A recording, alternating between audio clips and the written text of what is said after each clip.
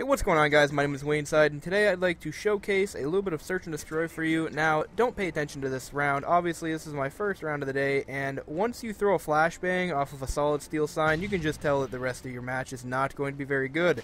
So let's just watch me get owned right here by this sniper that thinks he's a sniper, but he's actually not a sniper. He pulls out his secondaries, and he's actually a machine gunner. So I love seeing this, actually. It's like, oh, what the fuck? You call yourself a sniper, and that you're not using a sniper. You make about as much sense as Ronald McDonald in a frickin' Burger King drive-thru. You know that? I mean, son of a gun. And then this guy is trying to find everybody else, but they are about as shy as Hillary Clinton in a frickin' NRA convention.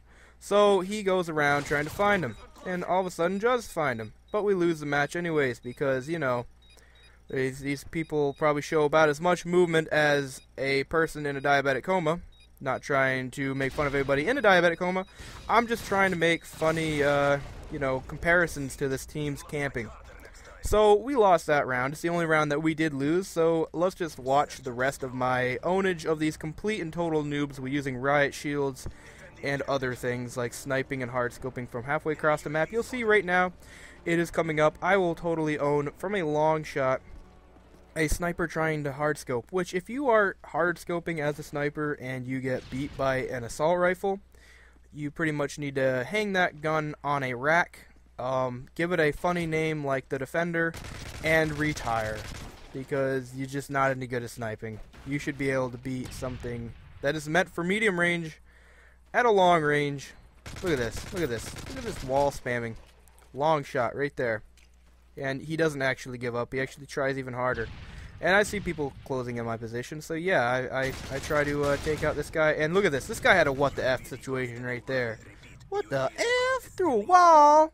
So anyways, let's get on to the story that I was going to tell today before I got rambling on the topic of this this match, this epic match. Yeah, I almost died in this story, so that'd be pretty cool. Not really, but it could have happened. Alright, everybody knows what cliff jumping into water is, right? You know, 20 to 25 to 30 foot ledges into a really deep river. It's pretty fun. If you haven't done it before, I would suggest doing it. Anyways, we have a spot up where I live. It's called the Oxbow, and it's a place where pretty cool kids, you know, go to hang out, and some pretty uncool kids, like the arrogant stoners. Now, if you are a stoner, I am not hating on you. But I'm talking about the stoners in, like, probably your local high school that think that they're better than everybody else. They have, like, the long hair, and they skateboard, smoke cigarettes, and just rebellion, and treat everybody else like dicks and assholes that they really are. So, getting on with that, you will know later on with the people that I'm dealing with. Anyways, me and my buddy Travis, we are trying to be seniors because we just graduated from the 11th grade and we're going into 12th grade, which is the last year of American high school for anybody that's British that's watching this. If you didn't know that, you probably do, and I'm probably just repeating myself for no damn reason. Anyways, the seniors, basically, they have this big block on their shoulders to be the cool kids. So we have to be the coolest kids around. So when we seen these stoner cool kids that just graduated from high school coming up to us with all their paraphernalia of weed and bongs and pipes. I don't smoke weed, but me and my friend Travis, Travis does smoke weed, so that just proves right there that I have no bias towards people who do smoke weed. He's like, yo, we gotta be cool for these kids. I'm like, I got it. And I jacked some stogies from my uncle, and stogies as in cigars, and these are like these big, fat, like, almost Cuban they look like, but they're not Cuban because Cubans are illegal in the United States. But, yeah, I grabbed these out of my book bag. I'm like, yo, light these up.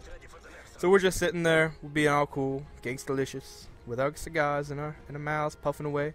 And all of a sudden, you know, Travis is like, hey, I'm gonna get high. I'm like, Travis, I wouldn't touch any of this shit. But he did, because he's an idiot. And after he gets high, he has this great idea that he would give me the biggest slap on the belly in the world to try and taunt me to jump into the water. And he jumps into the water, and I follow in after him. And, yeah, we race back and start, you know, doing shit that friends do in a non-homosexual way. So yeah, we started playing around. I pushed him in, he pushed me into the water, all that sort of goofing around shit. Then all of a sudden, about an hour later, after having fun and actually, you know, doing what you're supposed to be doing, which is cliff jumping, which the stoners weren't doing, they were just getting high. One girl who is high and drinking beer at the same time, which I guess she just couldn't handle, jumps up in the air after being sitting Indian style and yells, "Look what I can do!" Which is something that I usually do while I'm sober, just to get everybody's attention because I'm a dumbass. And she gets down into this perfect swan dive, squats down, slowly leans forward, and as she is falling, gets out of her perfect formation and starts to flail. And just flails in the air, and then all of a sudden, we just hear, and I'm like, what was that?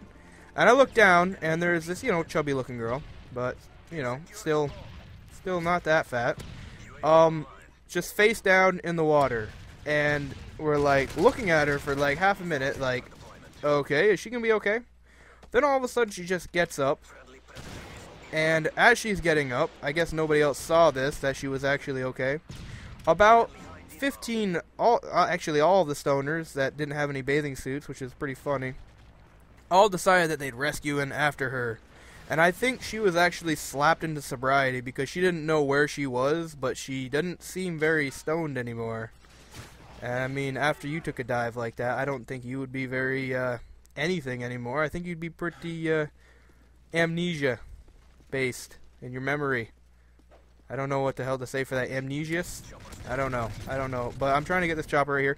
Anyways, about 15 stoners jump in the water, ruin all their clothes, and I almost died. There you go. See? I didn't lie. I told you I almost died. Anyways, guys, this has been Wayside. Don't put me by the wayside. Follow me on Facebook and Twitter. I hope you liked this commentary. I died because I tried to get my chopper out for some extra points right there. And I will see you guys later. Probably tomorrow. I hope so for tomorrow. I love putting out commentaries 2 days in a row. I'll see you guys later.